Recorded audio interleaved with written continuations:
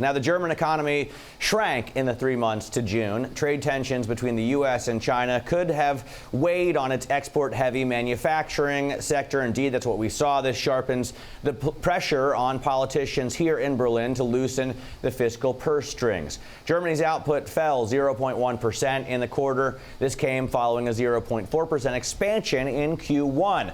And the set of data underlines how Europe's largest economy has gone from being the powerhouse of the region to one of its main laggards. Joining us now to discuss is our Germany Bureau Chief, Daniel Schaefer. And Daniel, what I think is very interesting here is that until now, at least, Berlin has refused to acknowledge any kind of economic crisis. But we're starting to see cracks in that sort of team mantra, aren't we?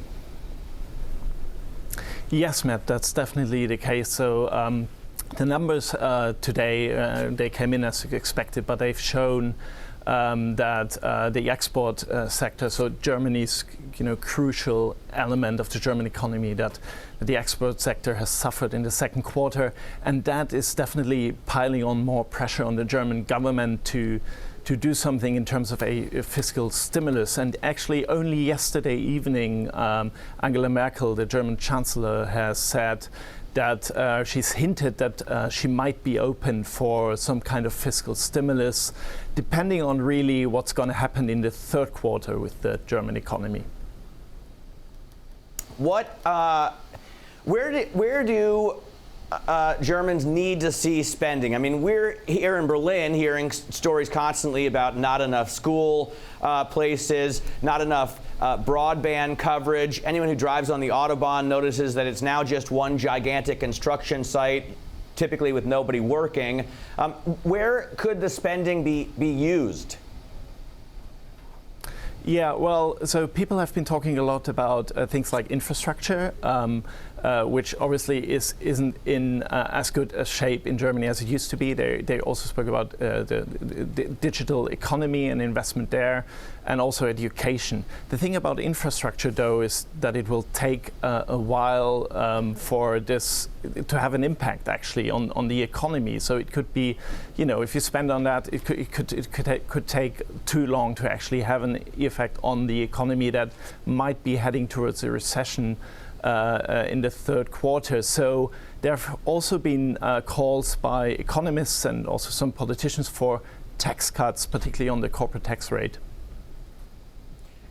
When are we likely to see anything on either one of those issues? I mean, and how strong is this coalition, Daniel, in order to put through any infrastructure packages if it wanted to? How strong? I mean, I don't think. I mean, the German government at the moment isn't in a great shape, right? We're heading towards regional elections here in Germany, and there's been talk about whether the whole government could fall apart towards the end of the year. So at the moment, I don't really see the government really being able to get its act together in terms of actually coming out with a big infrastructure program. It's not something. Also, you have to remember, it's not something that Germany has been really done a lot in the past. They've not come out with big fiscal stimulus packages. Even like 10 years ago, just after the financial crisis, the German stimulus package of 50 billion euros was pretty modest compared to what other countries did.